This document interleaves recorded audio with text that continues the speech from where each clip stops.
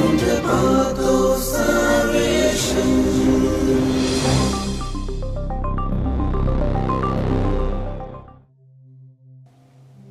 Praise be to Jesus Christ, dear children. Hello, dear children. Jesus loves children and He likes to play with you, to listen to you. Did you know that Jesus used to always call children to come close to Him? This whole year, we are going to learn about the beautiful creation of God, the beautiful world around us. Today, we will learn about love, the Jesus way in chapter 13, Jesus who teaches to love. First of all, let us begin our class with a small prayer. Why? Because prayer is like talking to God. We are inviting God to come to us during this class and asking Him for His blessings. Children, now join your hands and repeat after me. O Lord, thank you for this wonderful new day and for bringing us together to learn more about you. Enlighten our minds that we may grasp what is being taught to us and help us to follow your path. We ask all this in the beautiful name of Jesus. Amen. Let us now recap what we learned in our last class. We learned that Jesus loves children. Where did we see that? We saw some mothers brought their children to Jesus to get blessings, and the disciples stopped them because Jesus was tired and was resting. They didn't want to disturb Jesus. But what did Jesus say to the disciples? Let children come to me. Do not hinder them. And bringing the children close to Himself, Jesus blessed those children by laying His hands on them. Jesus blesses all those who go to Him, and He blesses you. Jesus is our Father and our protector. We must learn to trust Him. We also heard a story on how Jesus blesses little children and had a glimpse on the kingdom of God. He told His disciples, "Let the children come to me. Do not keep them back, for the kingdom of God belongs to them." Okay, children. Now, did you memorize the beautiful Bible verse we learned last week? Truly, I tell you, unless you change and become like children, you will never enter the kingdom of heaven. From Gospel of Matthew chapter 18 verse 3. I'm sure you all did. And I hope you all have completed your activity and have shown it to your teacher. Very good, children. Well done. You really make your teacher proud by completing your activities on time. Today, let's learn about Jesus who teaches to love. Children, if I have to ask you how much you love your papa and mama, what would you say? This much, or this much? Yes, I am sure you all must have said so much. You know, children, Jesus also loves us so much. In fact, Jesus loves everybody. And like Jesus, you are obliged to love everybody. Now, on Maundy Thursday, that is the Thursday evening before Jesus' death, Jesus washed the feet of his disciples. This was a mark of his love. Do you remember, children? Where else do you see the washing of feet? Yes, during Maundy Thursday, following the example of Jesus, our parish priest also washes the feet of the altar boys or elders in the parish on that day. Let's listen to what happened on Maundy Thursday. On that Thursday, Jesus was eating with his disciples.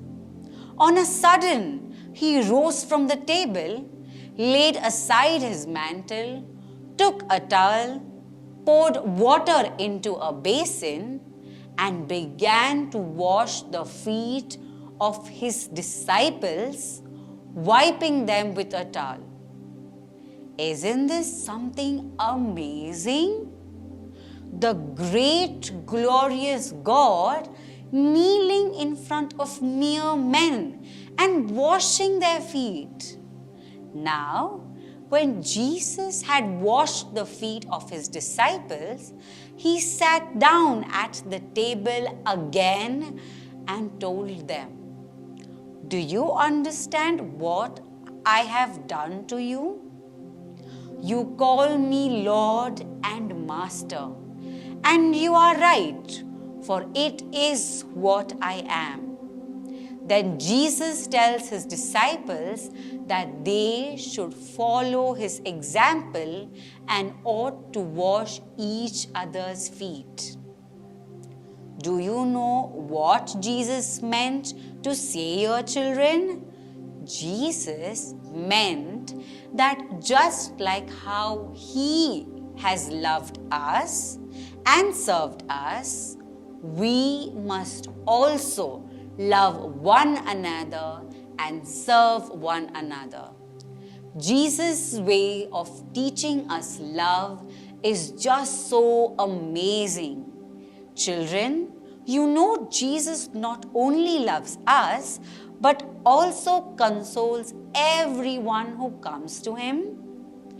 Now, let's listen to a story on how Jesus fed the hungry. One day, a great multitude of people were following Jesus. The whole day long, Jesus was healing the sick and preaching to the people.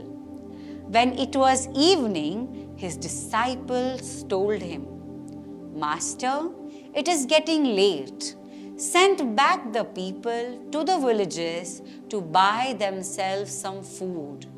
For here we are in desert place where nothing can be got."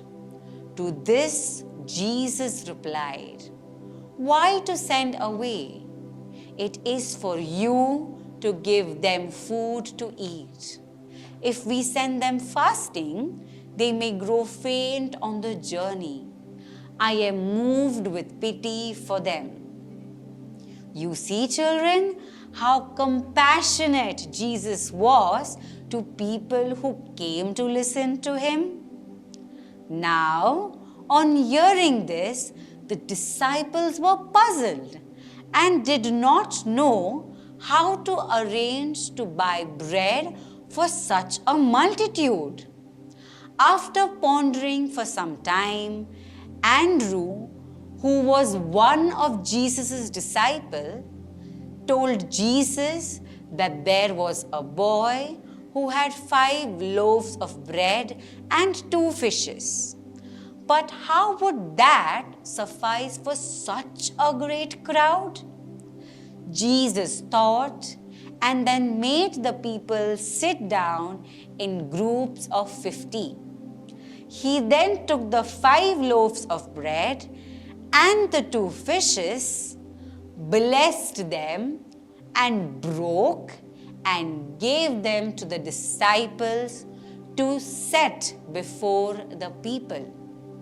The disciples began to distribute. Oh, marvel! There was enough for all. The whole crowd ate and had their fill. Now the crowd was 5,000 in number. Isn't this something amazing, my children? With 5 loaves of bread and 2 fishes, Jesus was able to feed 5,000 people. Such is Jesus' love for all of us that He cares for each one of us and He consoles us when in need. So, like Jesus, you should also love everybody. Also, you should help one another, be it at school or at home. In school, when your friend has some problem with their lessons, you can help them, or at home, you can help your parents in doing some little work around the house.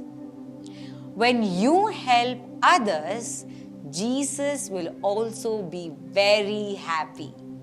Helping others is an expression of love that you show others. Now, let us learn a Bible verse for the day. Just as I have loved you, you also should love one another. From Gospel of John, chapter 13, verse 34. Now it's activity time. Let us do a small activity during this week. You will need the following craft supplies: construction paper or cardstock, paper plate, yarn, pipe cleaner, popsicle stick or string, markers, crayons, scissors, glue or tape, other decorations like jewels, stickers, etc. You have to cut out several pieces of paper or cardstock in petal shapes. On each petal, write down the different ways of how you can show compassion to others. Glue a circle or cupcake liner in the center of the plate and attach the petals around it using glue or staples. Attach a popsicle stick stem to the bottom of the plate or a pipe cleaner or string to the top to hang it on display. It should look like the one shown on the screen. You can use your creativity to make it as colorful as you want. It should really look like a joyful and colorful flower showing your compassion.